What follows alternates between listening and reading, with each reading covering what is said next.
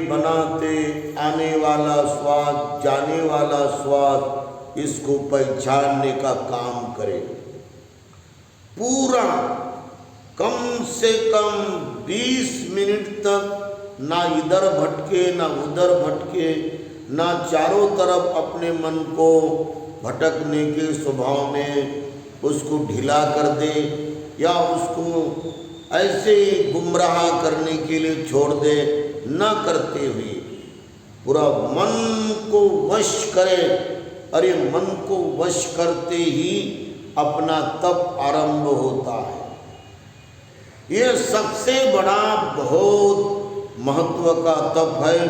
और इतना तपते तपते तपते पूरे अपने ये जो 3 संयोजन है, 3 भवबंधन है, सक्काय दिट्ठी, विचिकित्सा, शीलबद्ध परामर्श, ये पूरे जड़ मूल से बाहर चले जाते हैं। ये हमारा भी अनुभव है कि धीरे धीरे जाते हो, एकदम नहीं जाते।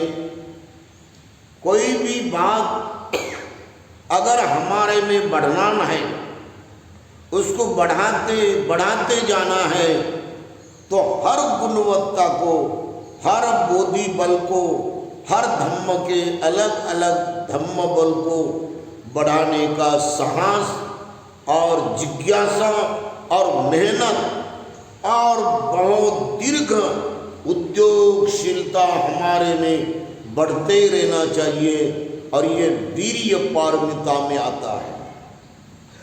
वीर्य पारमिता का मतलब होता है कि ज़्यादा से ज़्यादा प्रयास में कठोर तप करते रहे। इस वजह से हमारे अलग अलग भवबंधन ये निकलते जाते हैं और जड़ मूल से हमारा मन पूरा हल्का फुल्का होता है। और सभी टेंशन जो बोलते लोग कि बड़ा भारी टेंशन हो रहा है, फिर टेंशन तो पूरा की पूरा चले जाता है। इसके साथ दूसरे 2 भवबंधन हैं कि जो हमें जड़ मूल से निकालते निकालते चले जाना चाहिए, और वो है राग। ये राग बड़ा भ्रांति निर्माण करने वाला शब्द है। पाली में राग का अर्थ होता है, मराठी में या हिंदी में आसक्ति, आसक्त मन होना या आसक्ति में उलझना। ये आसक्ति जो होती है ये अलग अलग प्रकार की होती है। रूप की आसक्ति, गंध की आसक्ति, शब्द की आसक्ति, रस की आसक्ति, स्पर्श की आसक्ति, एक स्पर्श शरीर का दूसरे शरीर से होना, ये आसक्ति, और रस की आसक्ति माने एक स्त्री का रस एक पुरुष को बहुत ही चाहत करता है, और एक पुरुष का रस एक स्त्री के साथ बहुत उसकी इच्छा, उसकी कामना बढ़ाता है।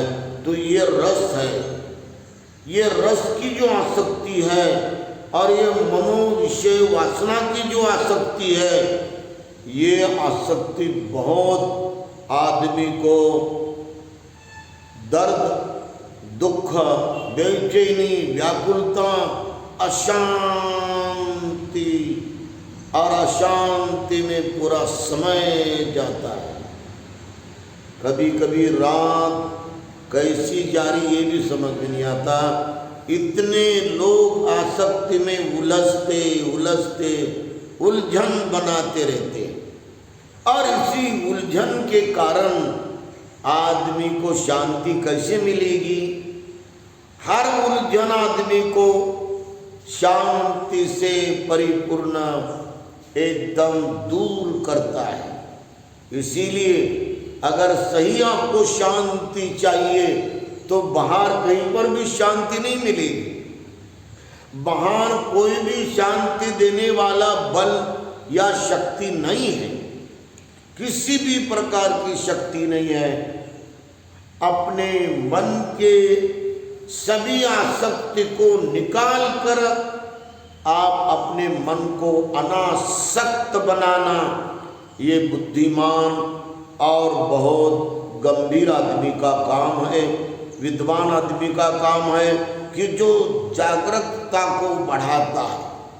और इसीलिए ये दो भवबंधन है जो आदमी को निब्बानं परमं सुखं, निब्बान के ऊंचे महान सुख को पाने में बाधा निर्माण करता है। एक राग है माने आसक्ति, और दूसरा है द्वेष।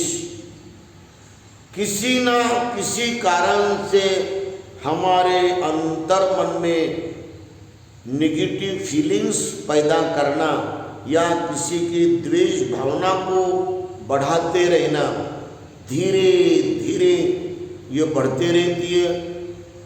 प्रथमतः वो घृणा बनाती है, तिरस्कार बनाती है, और घृणा तिरस्कार बढ़ते बढ़ते उसका रूपांतर ये द्वेष में हो जाता है। तो ये 5 भवबंधन, सक्काय दिट्ठी, विचिकित्सा, शीलवत्त परामर्श, राग और द्वेष, ये 5 भवबंधन हमें धीरे धीरे प्रज्ञा चक्षु के बल से या प्रज्ञावान बनकर इसको हमारे अंदर से बाहर निकाल कर, जड़ मूल से निकाल कर हमें हमारा मन परिपूर्ण पवित्र बनाना चाहिए। मन की पवित्रता और मन की निर्विकार अवस्थाई आदमी को सही सही और सच्चाई का सुख देती है। दूसरा सुख कहीं पर भी मिलता च नहीं। बाहर से हमारे तरफ आने वाले सुख जो होते हैं वो तो बड़े सामान्य होते हैं, बड़े क्षणिक होते हैं कि जो बाहर से हमारे लिए आते हैं। कोई पुष्पगुच्छ देता है, कोई फूल माला देता है, कोई सत्कार करता है, कोई सम्मान करता है, कोई सोने की अंगूठी देता है, कोई कपड़े देता है, कोई खाने के लिए बुलाता है, दावत देता है, कोई अलग अलग प्रकार के मान सम्मान में हमको ले जाता है, कोई आदमी मकान भी बना कर देता है। कुछ लोग हमारे बुद्धिस्ट लोगों को मकान भी बना कर दे रहे हैं। हम एक गांव में गए तो वहाँ पर उन्होंने 40 लाख का मकान बना के अपने बुद्ध समाज के भाई को दान दिया। तो ये इस तरह से हर प्रकार का जो सुख है ये बाहर का सुख है। मकान अच्छा बनाना, 10 लाख का बनाना या 20 लाख का बनाना या 25 लाख का बनाना या 50 लाख का मकान बना के उसमें रहना, ये भी सुख है। भाई का सुख है, माँ का सुख है, बाप का सुख है, अपने बच्चों का सुख है, अपने पत्नी का सुख है, खाने पीने का सुख है, बैठने उठने का सुख है, अपने रिश्तेदारों का सुख है, धन दौलत कमा के उसमें रहना, ये धन दौलत का सुख है। खेती लेके उसमें केली का बगीचा बनाना, संतरी का बगीचा बनाना, मौसमी का बगीचा बनाना, ये भी सुख है। 2 व्हीलर गाड़ी को लेना, 4 व्हीलर गाड़ी को लेना, उसमें जाना आना करना, तो ये भी सुख है। अगर ज़्यादा पैसे हैं तो अपन एरोप्लेन से जाते हैं, कहीं दीक्षा भूमि चले जाते हैं या बुद्ध गया चले जाते हैं। तो बुद्ध गया के पास गया का ये एरोप्लेन स्टेशन है, तो ये भी सुख है। एरोप्लेन में घूमने का भी सुख है। हर प्रकार का सुख हमें लेना चाहिए, लेकिन उसको हमारे जिंदगी का अंतिम सुख नहीं मानना चाहिए, क्योंकि वो बहुत साधारण सुख है, बहुत सामान्य सुख है, बहुत क्षणिक सुख है। बच्चे पैदा हो गए तो किसी किसी को 10 लड़के होते हैं, 10 लड़कियां होती हैं, तो उसमें वो लोग सुख मानते कि मेरे लिए मेरे 10 लड़के हैं, मेरे 10 लड़कियां हैं, मैं क्या कम हूँ क्या? ऐसा भी उसको एक सुख मिलता है। लेकिन ये सभी सुख जो है ये भी एक उलझन बनाती है। लेकिन इसीलिए इस सुख को हम लोग जानते हुए उसका सुख लेते लेते उस सुख को अपनाते अपनाते ये मेरे लिए मुझे यहाँ पर ही रखते हुए चले जाएंगे, ये सभी सुख मुझे छोड़ कर जाएंगे। एक दिन तो सभी सुख आदमी को छोड़कर चले जाते हैं।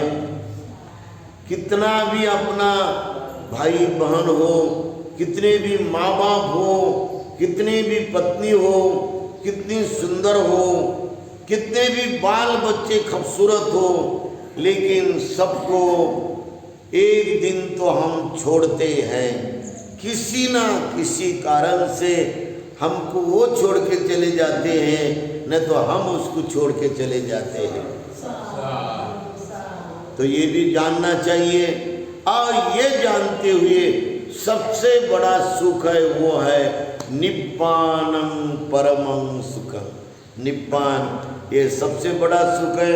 आप निब्बान को पाने का जो लक्ष्य है वो अपने में पैदा करने की जो श्रद्धा दृष्टि है, श्रद्धा धम्म बल है, वो परिपक्व बनाने में कदम कदम चले। और 5 प्रकार के भवबंधन आपको मैं बताता हूँ। उसमें एक है तृष्णा भवबंधन, दूसरा है अविज्ञा भवबंधन, तीसरा है मान।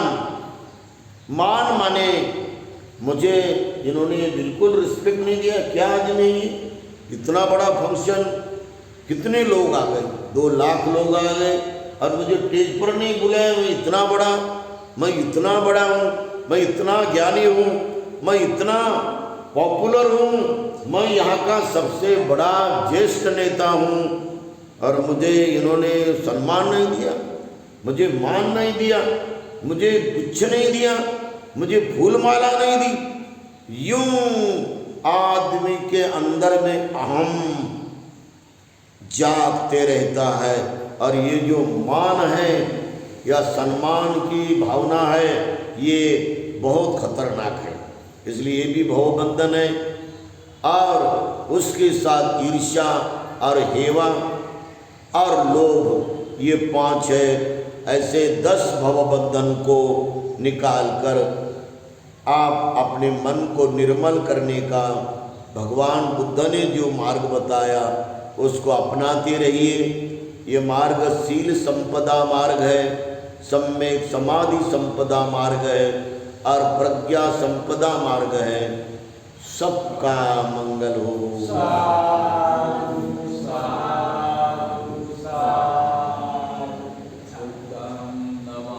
बुद्धं नमामि, धम्मं नमामि, संघं नमामि।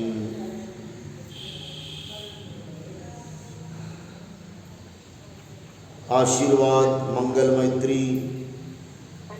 वनवड्डको बलवड्डको सुखवड्डको यशवड्डको धनवड्डको ज्ञानवड्डको पय्यावड्डको तेषं सच्चेन शीलेन खन्तिमेत बलेन च ते पितुवं अनुरक्षन्तु आरोग्येन सुखेन च। साधु साधु साधु। बुद्धं नमामि, धम्मं नमामि, संघं